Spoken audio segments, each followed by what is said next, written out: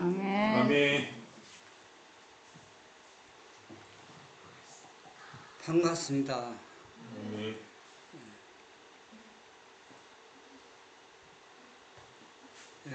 이 시간은 하늘로 올라가는 길, 마태복음 6장에 나오는 주의 기도문을 제가 구체적으로 더 설명을 지금 하고 있습니다. 그래서 성경에 나온 주의 기도문을 예인의 신에서 구체적으로 풀이한 게 있습니다. 그래서 우리가 성경은 큰 빛이고 예언의 신은 작은 빛이기 때문에 작은 빛이 큰 빛을 이해하고 깨닫게 해주는 겁니다. 그래서 만약에 예언의 신이 없으면은 성경에서 올바른 길을 따라가기가 쉽지 않습니다. 그렇기 때문에 야중이 배도할 사람들은 다 예언의 신을 거부하고 배도의 길을 가게 됩니다. 왜냐하면 자신의 죄를 조목조목 지적해 주기 때문에 그게 싫습니다. 그렇기 때문에 많은 사람들은 명분 좋게 오직 성경만이라고 주장하면서 예언의 신을 부정하는데 우리는 거기에 현혹되지 말아야 됩니다. 마지막 시대에 이러한 배도의 길을 가는 사람들이 더 많이 있다는 얘기입니다. 그래서 우리가 하늘로 올라가는 길은 바로 뭐냐? 나는 길이요 생명이라고 했습니다. 빛이라고 했습니다. 진리의 빛이라고 했어요.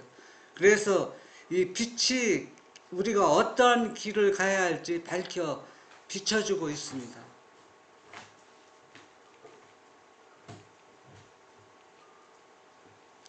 마태복음 6장 9절에 보면 이름이 거룩히 여김을 받으시며 오늘날 우리가 사람 이름을 부르면 좋아합니까? 싫어합니까? 좋아. 오늘날 사회에서 이름 불러주는 사람 없어요. 그거 여러분 보았습니까? 회장님, 사장님 다. 그런데 오직 교회에서만 이름을 불러줍니다. 그런데 서양에서는 다른 문화에서는 많이 이름을 불러줍니다. 그게 더 좋다는 얘기입니다. 그런데 우리나라 문화는 이름을 불러주면 뭐가 없냐? 신뢰가 됩니다. 그래서 이름을 부르지 않고 사장님, 또 순도님 명칭을 붙여서 이렇게 불러주는데 성경은 이름 그대로 불러주고 있습니다. 그래서 우리가 이름이 거룩히 여김을 받아오시면은 창조주의 이름이 얼마나 거룩한지 그 이름을 우리가 함부로 부를 수 없다는 얘기예요. 죄인의 입에서는. 그러니까 그 이름을 부르는 사람은 나도 누구처럼 내가 부르는 그 존재처럼 거룩함을 입어야 된다는 얘기입니다.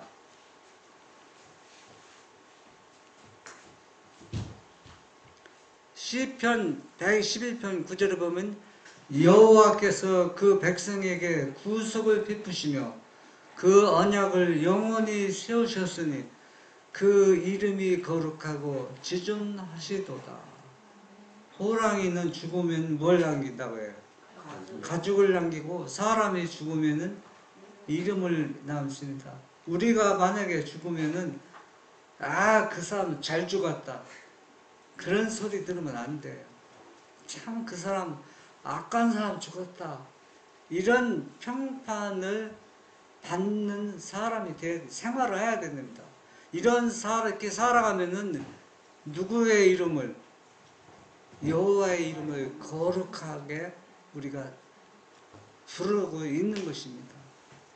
꼭 이름을 부르는 그 자체가 아니라 우리 생활에서 그분의 이름을 욕되게 하고 있는 것과 그분의 이름을 거룩하게 하는 것은 그분의 가는 길을 따라가는 자만이 그분의 이름을 거룩히 부르고 있다는 것입니다.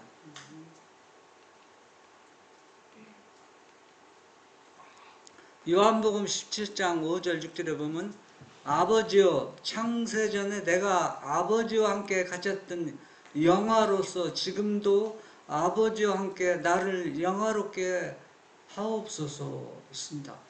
여러분들이 요한복음 17장을 자세히 연구하고 살펴보면 예수님이 십자가에 달리시기 전 중부 기도하는 장면입니다. 그때 완전한 인성을 쓰신 그분께서 얼마나 힘들어 하신 모습입니다.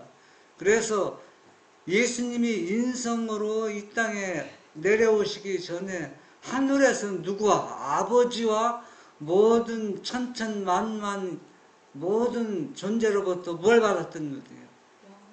영화를 누렸던 분입니다. 그런데 예수님이 지금 어땠습니까? 이제는 완전히 가장 큰 흉악 죄인으로 제목을 쓰고 십자가에 달려 죽어야 되는데 인성으로서 완전히 움츠러지는 장면입니다. 그래서 내가 아버지와 전에 가졌던 그 영광을 내게 좀 보게 해달라고. 이 장면은 예수님이 너무 힘든 장면입니다.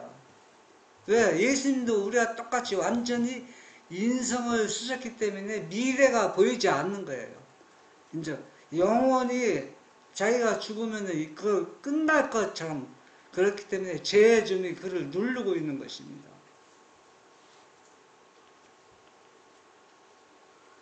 세상 중에서 내게 주신 사람들에게 내가 아버지의 이름을 나타내었나이다. 저희는 아버지의 것이었는데 내게 주셨으며 저희는 아버지의 말씀을 지켰나이다. 여러분, 예수님께서 이 땅에서 33년 사시면서 여러분, 인간이 33년 살고 죽으면 젊은 나이에 죽어서 좀 안 됐다고 합니다. 그렇잖아. 네? 보통 최하도 한 70세는 살아야 되는데 저는 70이 넘었지만 그 정도 살아야 되는데, 예? 만약에 젊어서 죽으면 사람들이 어떨까요? 아쉬움이 많습니다. 그런데 예수님은 33년 동안 이 땅에 사셨다는 얘기는 우리가 100세 사는 것보다 더 많은 시간을 할애한 겁니다. 창조주 하나님이 이 지구상에서 이 죄인들과 같이 33년 동안 살았다는 얘기는 엄청난 시간을 투자한 겁니다. 우리가 그냥 33년 사는 거하고는 비교할 수 없는 겁니다. 그렇잖아요. 전능자가 모든 영광을 내려놓고 33년 동안 인간처럼 걷고 배고프고 식사하시고 그렇게 사신 것은 우리를 구속하시기 위해서, 구원하시기 위해서 얼마나 희생하시고 투자하고 있습니까? 그걸 인간들이 이해하고 깨닫는 사람이 많습니까? 많지 않다는 얘기입니다.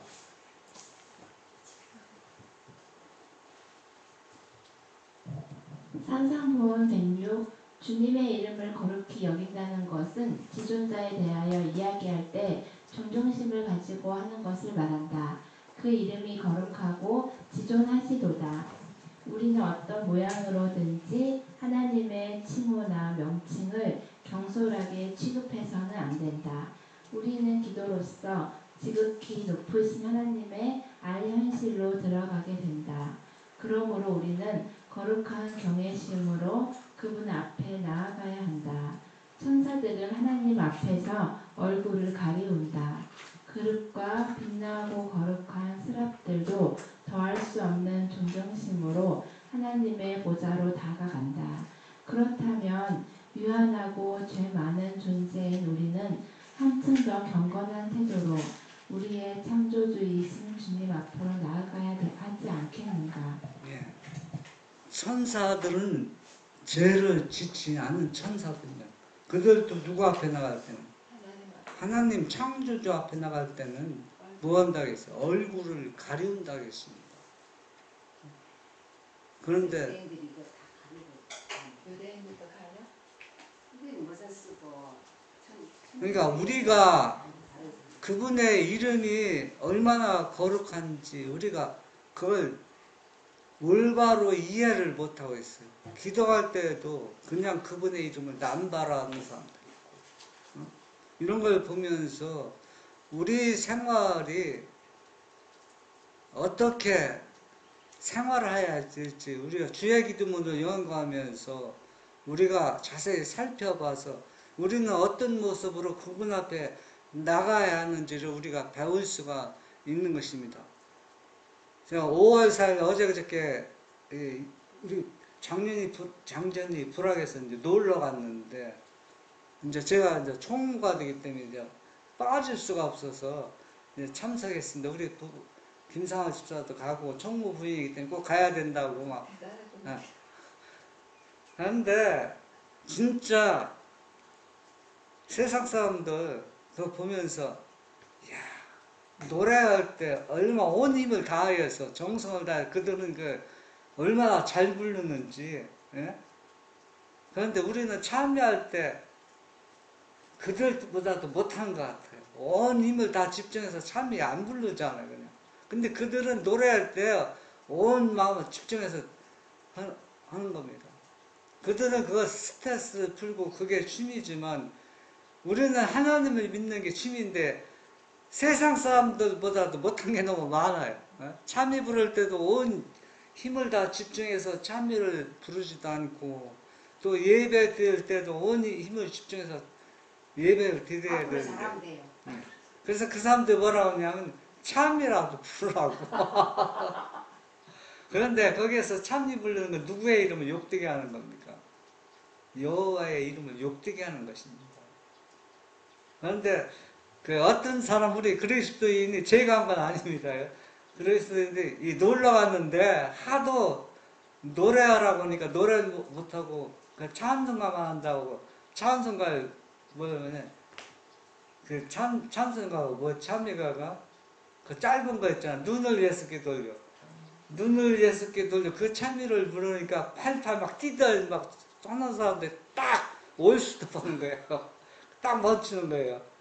그 다음부터 다시는 부르지 말라고. 그래서 세상 사람들과 우리 그리스도는 완전히 차원이 다릅니다.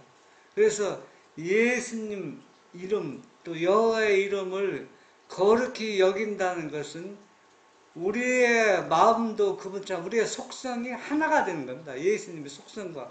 그렇게 될 때만 누구의 이름을 거룩하게 여기는 겁니까? 아버지의 이름을 거룩하게 여기는 겁니다. 입으로 거룩하게 여긴다고 해서 여기주는 게 아니라는 얘기입니다. 무엇도 따라가야 돼요. 우리의 품성, 마음도 따라가야 된다는 얘기입니다.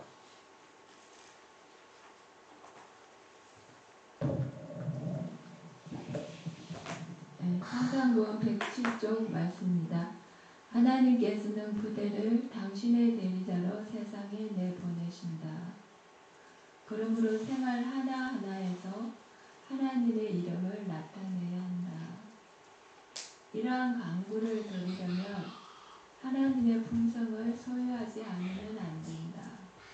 만일 생활과 품성으로 하나님의 생애와 품성을 나타내지 않으면 그대는 그분의 이름을 거룩하게 할 수 없고 그분을 이 세상에 나타낼 수 없다.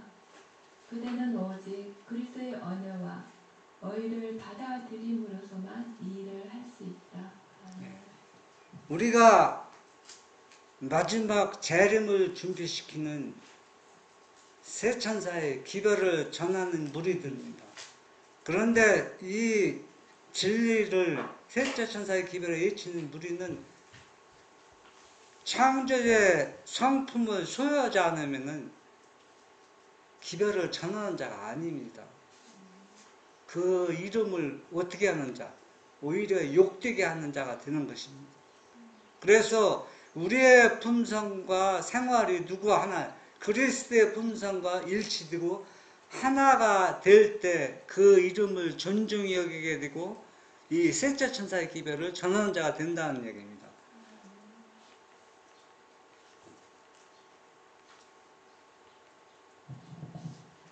하이투스 요한복음 17장 5절의 말씀입니다. 희장을 거두라.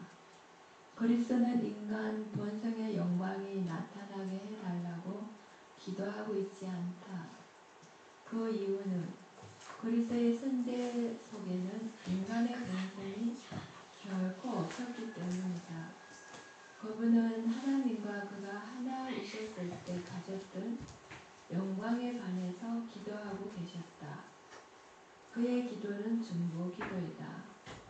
그가 구하고 탄원하는 은혜는 그가 하나님과 하나이셨을 때 가졌던 하나님의 영광을 나타나게 해달라는 것이었다. 희상을 거둬버리라. 그리고 나의 영광, 곧 창세전에 너와 함께 가졌던 영광의 빛을 비치게 하라고 하나님은 말씀하신다. 아멘. 이 말씀은 여러분 이 배경을 제가 설명하면은 예수님께서 완전히 겟세마네 동산에 움츠려드었을 장면입니다. 움츠려드어서 모든 것이 앞이 캄캄해서 길이 안 보이는 거예요. 왜? 누구와 분리되는 순간이니까. 아버지와 분리되는 순간이기 때문에 예수님이 이렇게 어려운 역경에 있을 때 아버지께서 예수님에게 하신 말씀은 시장을 걷어버리라. 그러면 전에 네가 나와 가졌던 영광이 보인다는 얘기입니다. 그러면서 이 말씀은 아버지께서 아들 예수님에게 하시는 말씀이고 또 예수님은 누구한테 제자들에게 하시는 말씀이고 오늘날 우리들에게 하시는 말씀입니다. 우리도 진리를 가졌다고 하지만은 진리가 힘을 못 쓰고 움츠러들 때 어찌 할 바를 모릅니다. 그럴 때 이 시장을 걷어버리라. 그러면 너희가 큰 승리를 해서 누구 예수님이 만왕의 왕으로 재림할 때 너희가 나를 맞이할 것이다. 그래서 시장을 걷어버리라는 얘기입니다. 그래서 우리에게 절망적인 우리에게 용기를 줍니다. 예수님이 절망적인 상태에 있을 때 아버지께서 전에 시장을 걷어보면 나와 전에 가졌던 영광이 보일 것이다라는 얘기입니다.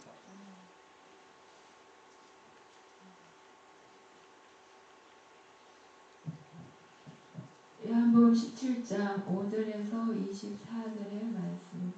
그리스도께서 공적으로 하늘에 복귀하실. 그리스도의 기도는 응답되었다. 그는 창세전에 그의 아버지와 함께 가졌던 영화로서 영광을 받았다. 그러나 이 같은 영광 중에서도 그는 지상에서 수고로이 투쟁하는 자들을 보고 있었다. 그는 그의 아버지께 요청할 것이 있었다. 천군들에게는 손을 흔들어 그가 여호와의 면전에 직접 나아갈 때까지 머물러 있게 하고 그 다음 그는 그의 택하신 자들을 위하여 탄원을 올리신다. 여러분 만약에 우리가 예인의 신이 없었다면 성경을 이렇게 바르게 이해하기 불가능합니다. 여러분.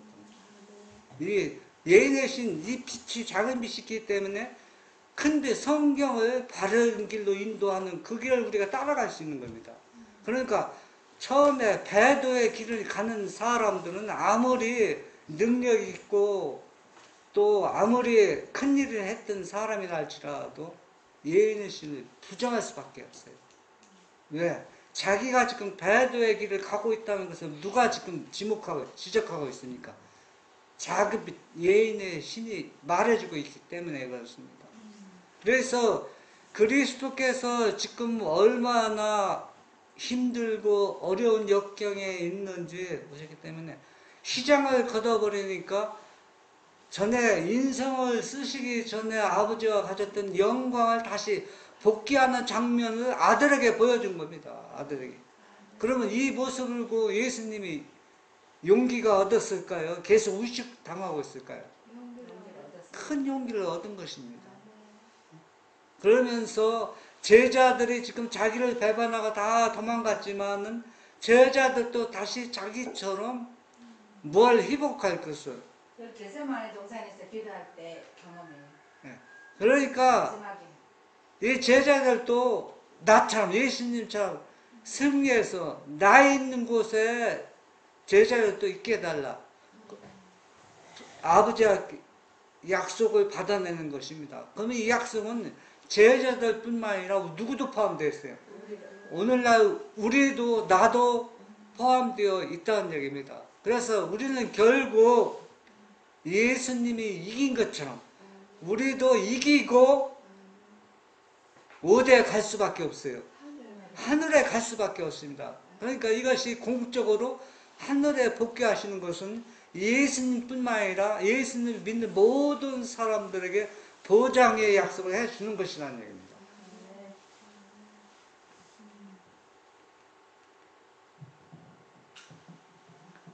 나라에 임하옵시며, 참 이 말씀을 왜곡했기 때문에 가룟 유다도 예수님을 배반했습니다.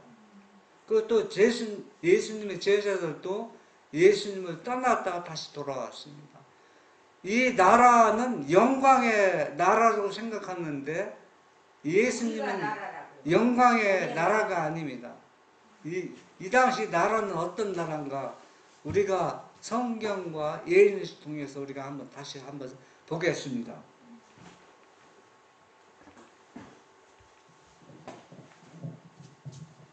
하나님의 언어의 왕국은 죄와 반역으로 충만해 있는 마음들이 그분의 사랑의 주권에 날마다 굴복함으로써 지금 건설 중에 있다. 그러나 그분의 영광의 나라의 완전한 건설은 그리스도께서 이 세상에 재림하실 때까지는 이루어지지 않을 것이다. 지금 많은 사람들은 예수님을 믿는다고 하면서 옛날이나 지금이나 순서가 바뀌어지고 있어요. 먼저 영광의 나라 건설을 꿈꾸고 바라고 기다리고 그렇게 생각하고 예수님을 믿는 사람들이 있습니다. 그러나 영광의 나라에 우리가 들어가기 전에 먼저 은혜의 왕국, 은혜의 나라를 건설해야 됩니다. 이게 먼저고 이 은혜의 나라와 은혜의 보좌와 영광의 보좌가 완전히 분리되어 있는 것이 아니라 하나로 연결되어 있다는 얘기입니다. 그러니까 은혜의 왕국 보좌에 간 사람만 은혜의 영광의 보좌에 들어갈 수가 있어요. 그런데 사람들은 은혜의 보좌에 그 나라에 들어가지 않고 직접 어디에 들어가려고 그래요. 영광의 나라에 들어가려고 하기 때문에 사람들이 실망하고 좌절하고 넘어지고 있다는 얘기입니다.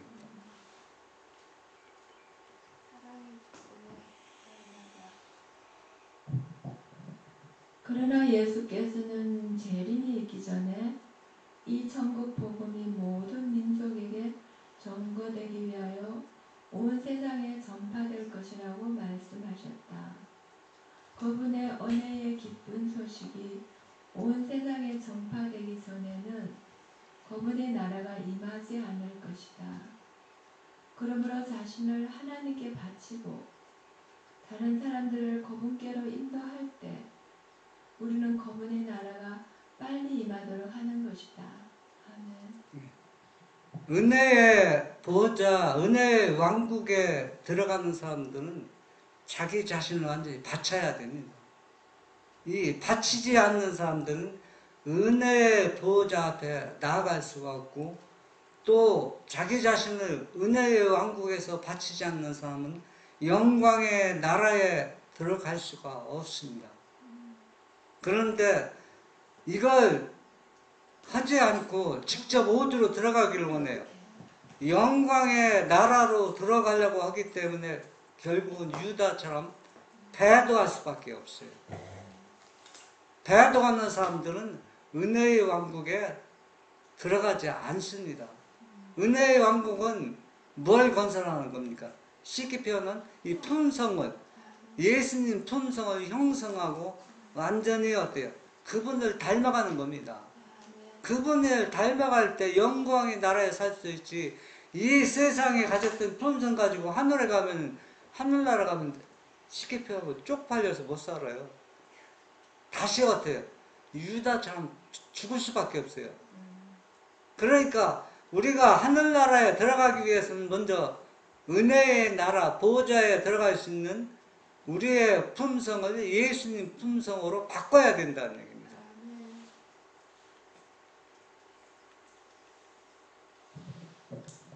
히브리 4장 16절에 보면 그러므로 우리가 긍휼하심을 받고 때를 따라 돕는 은혜를 얻기 위하여 은혜의 보좌 앞에 담대히 나아갈 것이니라.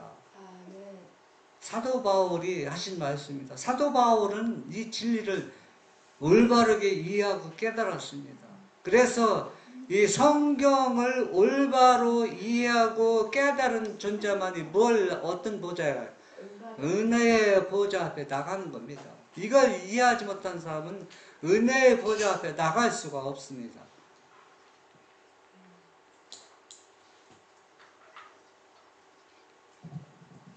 하이주승 마태복음 3장 13절에서 17절 말씀. 천사들과 검비둘기. 예수께서는 생애와 경건에 속한 모든 것에 있어서 우리의 모본이시다. 예수께 나오는 사람들이 침례를 받아야 하는 것처럼 그분도 요단강에서 침례를 받으셨다. 하늘의 천사들은 열렬한 관심을 가지고 침례 장면을 보고 있었다.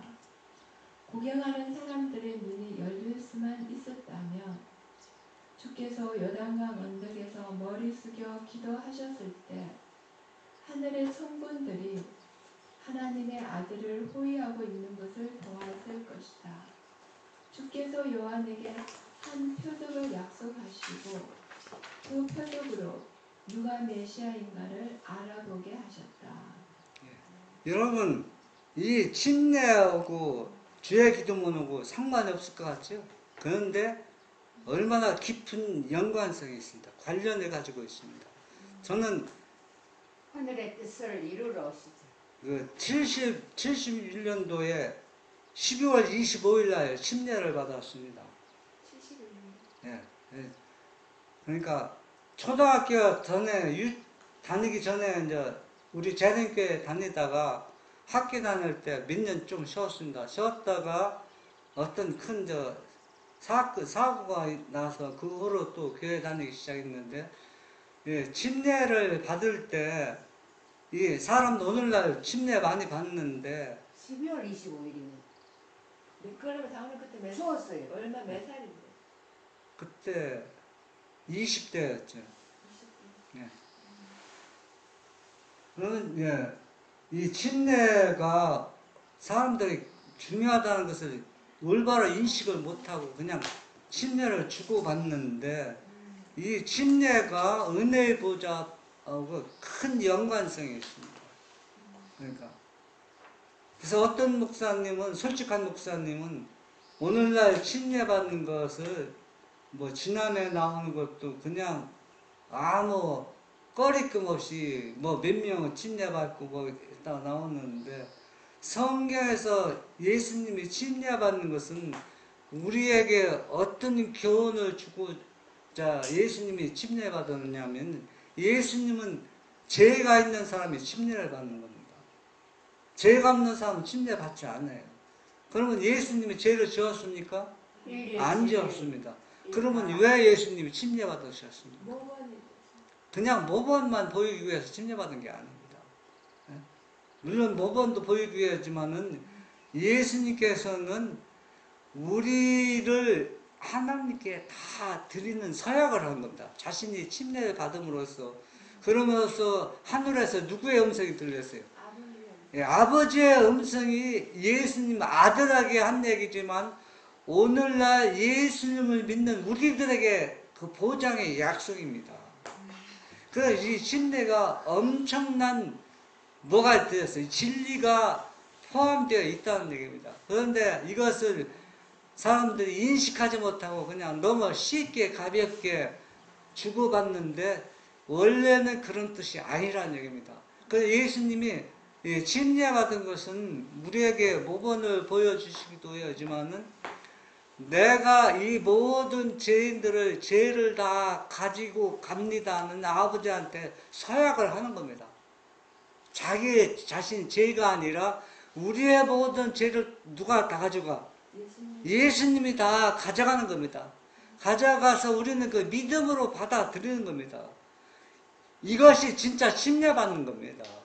죄는 하나도 버리지 않고 물속에 들어갔다 나오는 거는 쉽게 따지면은 사는 사람하고 장사 지내는 게 장사 지내는 것입니다. 침례는 혹시 물속에 어떻게 해요?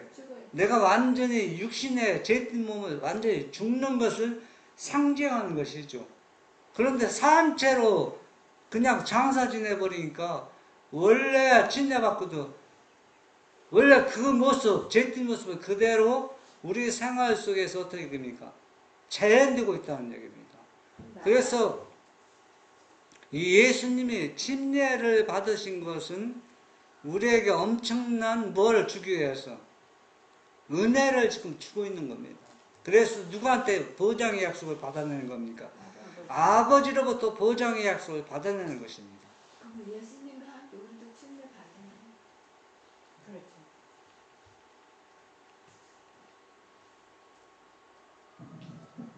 예수께서 물에서 올라오셨을 때 약속하신 표적이 나타났다. 그는 하늘이 열리는 것을 보았고 하나님의 성령이 검빛 나는 비둘기 같이 주님의 머리 위에 머무르고 있었으며 하늘에서 한 목소리가 나기를 이는 내 사랑하는 아들이요 내 기뻐하는 자라고 하였다. 아멘. 여기에 예수님이 침례 받으시고 요단강에서 올라오실 때 아버지께서 그것에 임하셨어요. 아버지께 임했고 이는 내 사랑하는 아들이요 기뻐하는 자라고 아버지께서 말씀하실 때 이 소리가 천둥 소리처럼 누구의 귀에 들렸을까요? 요한에 그 사람들에게 들은 사람 별로 많지 않아요. 예수님은 분명히 들으셨잖아요. 예수님이 들었죠. 그러면은 누가 들냐면 사단이 들었, 누스벨이 들었다는 얘기입니다. 누스벨은 천둥 치는 것처럼 들렸다 했어요. 얼마나 놀랐는지, 예? 그가 얼마나 기절축방하게 놀랐습니까? 예? 아버지께서 이 누스벨은 배반하기 전에 아버지라는 존재가 어떠한 존재인지 너무 잘 압니다. 그분이 직접 이거 어디에 임한 겁니다. 요단강에 임해서 그 목소리를 들었을 때 얼마나 놀랐겠습니까? 어? 대단한 존재. 그 앞에서도 유다처럼. 그래서 그 예언의 신은 그때 뭐라고 표현했냐면 사단이 뭐처럼 번개처럼 떨어졌다. 번개불처럼 땅에 지상에 떨어졌다고 했어요. 그때 떨어진 거예요? 다이로 딸 때 떨어졌다. 그러니까 이미 십자가에 돌아가시며 떨어졌잖아요. 이미 그 존재는 하늘에서 완전히 탄로가 난 거잖아요. 완전히 탄로 나서 그때부터 이미 하늘에서 활동하는 건 이미 무기력한 상태입니다. 예수님이 십자가에 돌아가실 때 완전히 거기에서 떨어져 나왔지만 이미 이 요단강에 섰을 때 이미 그 존재는 하늘에서 뭡니까? 완전히 잃어버린 바 존재입니다. 왜? 그 정체가 다 드러나잖아요, 이제 그게. 그래서 이 침례가 이만큼 우리에게 중요한 메시지를 우리에게 안겨주고 있다는 얘기입니다. 예수님 십자가에 돌아가기 전까지 루스벨이 회개했더라면 아니 그거 아니 이건 조금 생각해봐야겠는데 예수님 침례 받으심이 구속 사업이 그만큼 중요하다는 거예요. 그렇지. 예? 구속 사업을 하기 위해서 내려오신 거지. 하늘에서 뜻이 이루어지고. 중요하죠. 그러니까 예수님 침례 받으심이 그 사단이 떨 정도로 사단이 그때 떨어졌다는 거예요? 그때 떨었죠. 사단이 예언의 신에 설명하고 있어요. 사단이 지구로 떨어졌다는 게 아니고 떨었다 이 말이야. 완전히 떨었다고 했습니다. 몰래 지금 어디 군중 속에 사단도 누스벨도 있는 겁니다. 그렇죠. 그런데 따라다니니까. 예, 그러니까 아버지의 누스벨은 예수님 아들을 자를 시기 질투해서 배반한 거 아닙니까? 그런데 그 아들이 왔으니 아버지가 직접 와서 있는데 사랑하는 아들 내 기뻐하는 자라고 했을 때 사단이 얼마나 공포에 떨어내는가. 완전히 그때 떨었다고 있습니다. 완전히. 그래서 요한복음 8장 26절에 보면은 이와 같이 성령도 우리의 연약함을 도우시나니 우리가 마땅히 빌 바를 하지 못하나 오직 성령이 말할 수 없는 탄식으로 우리를 위하여 친히 간구하시니라. 이 말씀도 오늘날 많이 왜곡하고 있어요. 이거는 뭘 지금 얘기하느냐 하면은 성령도 우리의 연약함을 마땅히 비발하지만 성령은 안다 했어요. 이것은 뭘 의미하냐면 예수님이 지성소에서 중보 사역을 지금 의미하고 있습니다. 중보 사역을 얘기하는 겁니다. 중보 사역하면서 그분의 영, 성령이 지금 우리에게 임해서 우리가 어떻게 빌 바를 모르고 죄에서 어떻게 저항할지 모르는데 우리의 연약함을 예수님은 인상을 쓰셔 다 알잖아요. 자기가 연약함을 경험했기 때문에 어떻게 기도하고 어떻게 도와줄지 누가 다 안다는 얘기야. 성령이 다 안다는 얘기야. 이거는 한편은 지성소에서 중보하면서 신성의 팔로는 하늘 아버지의 보좌를 붙잡고 인성의 팔로는 우리를 안으셨다는 얘기입니다. 그러니까 이중 역할을 하는 거예요. 그런데 오늘날 재림교회나 모든 기독교가 다 이것을 왜곡하고 있지 않습니까? 이걸 올바로 이해하지 못하는 사람들은 절대 늦은 비도 받을 수 없고 하나님의 성품을 닮아갈 수 없어요. 못 닮아갑니다. 왜? 진리는 거기에도 오류가 조금이라도 섞여서는 절대 안 됩니다.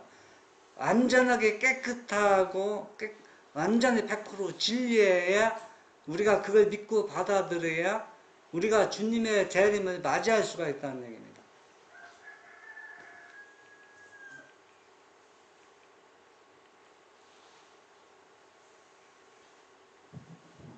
하늘은 강구자에게 열려 있음. 이 장면은 우리에게 무슨 의미가 있는가?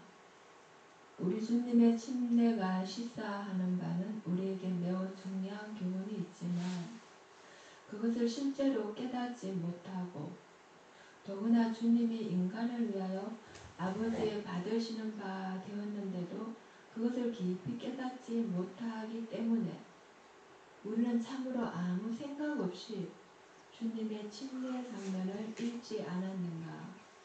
예수께서 요단강 언덕 위에서 고개를 숙이시고 그의 간구의 기도를 올리셨을 때 신성의 인성을 입으신 주께서 인간을 하나님께 드리셨다. 예. 이걸 올바로 이해하고 깨닫지 못한다고 지적가 있잖아요. 그럼 뭘 올바로 이해하고 깨닫지 못하느냐 하면은 예수님은 죄를 한 번도 짓지 않으십니다.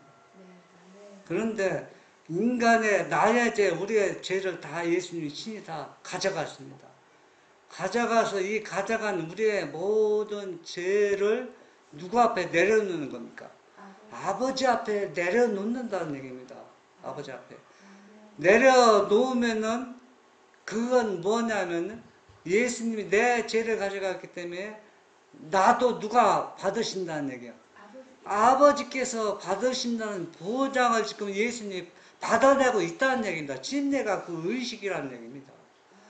물론 모범을 보여주기 위해 침례 받았지만 더 중요한 의미가 있다는 얘기입니다.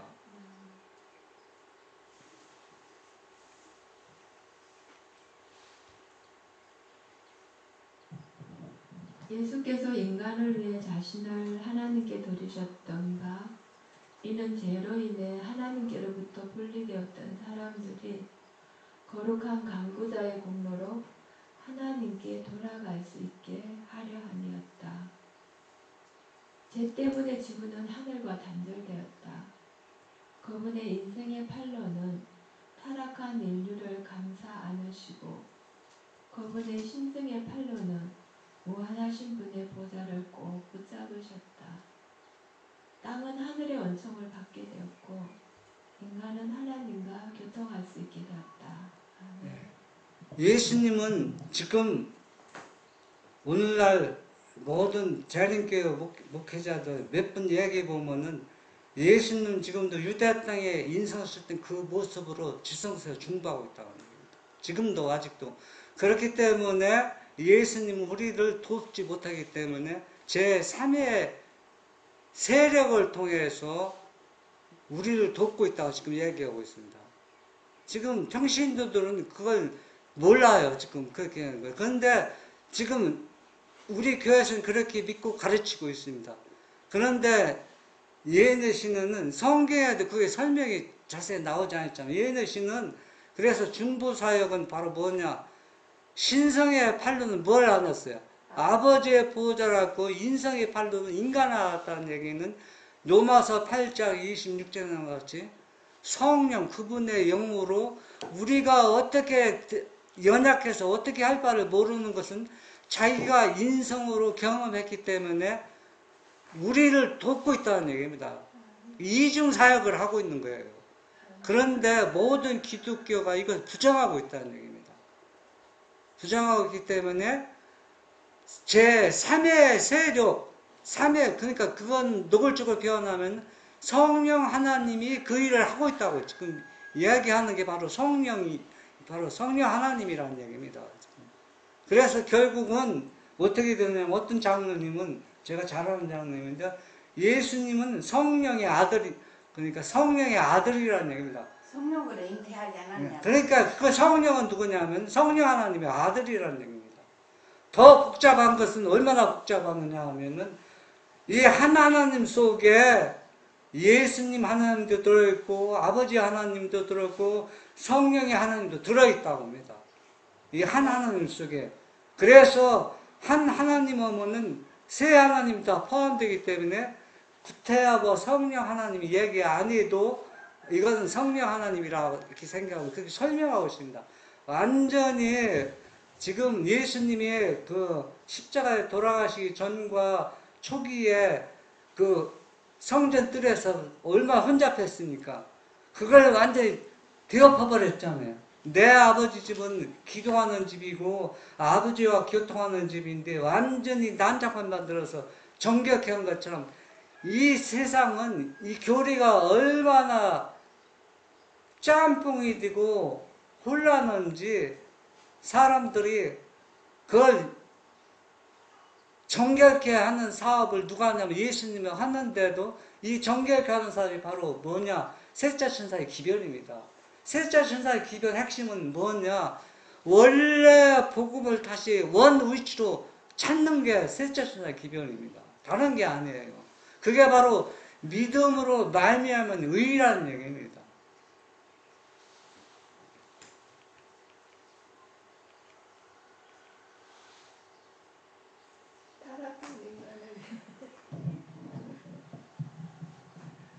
타락한 인간을 위한 그리스도의 기도는 사단이 사람과 하나님 사이에 던져놓은 모든 그림자를 가리고 길을 내어 영광의 보좌에 이르는 교통의 분명한 통로를 내었다. 아멘. 거문은 열려있다.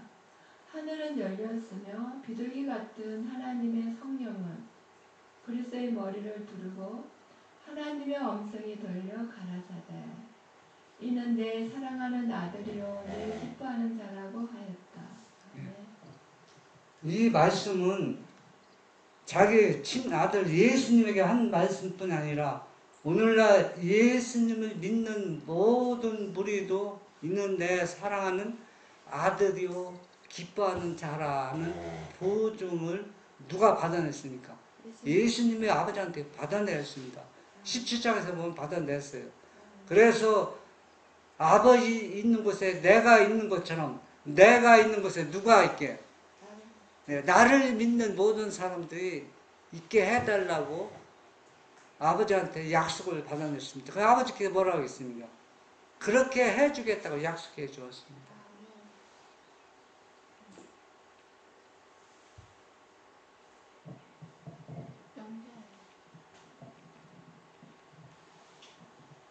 하나님의 음성이 들린 것은 주님의 간구에 대한 대답이었고, 이것은 거문의 기도가 아버지의 보좌에서 한 피난처를 발견해 내었다는 것을 죄인들에게 말한다. 아멘. 성령은 거문의 은혜와 능력을 구하는 사람들에게 주어질 것이다. 그리고 그분께서는 우리가 하나님을 배울 때에 우리의 연약함을 도우실 것이다. 하늘은 우리의 간구에 대하여 문을 개방해 놓고 있다. 우리는 그러므로 때를 따라 돕는 은혜를 얻기 위하여 은혜의 보좌 앞에 담대히 나아갈 것이라는 초청을 받고 있다. 만약 우리가 구한 바로 그것을 주님께로부터 받을 것이라고 믿는다면 우리는 믿음으로 나아가야 한다. 아멘. 우리가 막막하고 답답할 때는 어떻게 무슨 말로 표현해서 기도할지도 몰라요. 완전히 꽉 막혀서.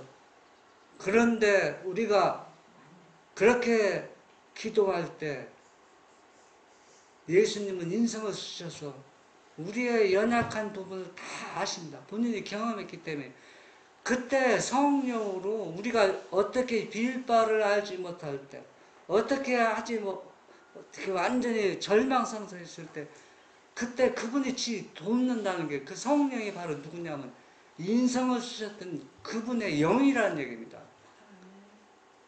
그래서 우리가 바로 구한 바로 그것들을 주님께로부터 뭘 받는다는 얘기입니다. 그래서 우리는 체계적으로 설명을 못해도 우리의 심정을 그분한테 완전히 들을 때 우리의 연약함을 아시기 때문에 그분이 우리의 기도를 다 들으신다는 얘기입니다. 너무 답답하고 절망적이면 말도 못하잖아요. 그래도 그분은 그 음성을 다 알아듣는다는 얘기예요. 그래서 그 기도를 들어준다는 얘기입니다. 왜 그렇습니까?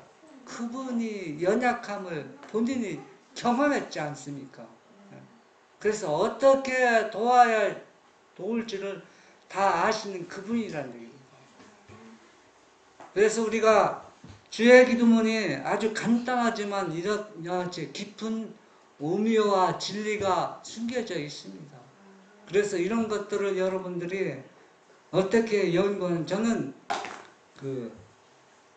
이걸 연구할 때 그 성경을 보면은 연결 성경 구절이 있습니다. 화해주석에 보면은 그래서 그런 것들을 다 찾아서 보면은 연결을 시켜주면 그걸 보면은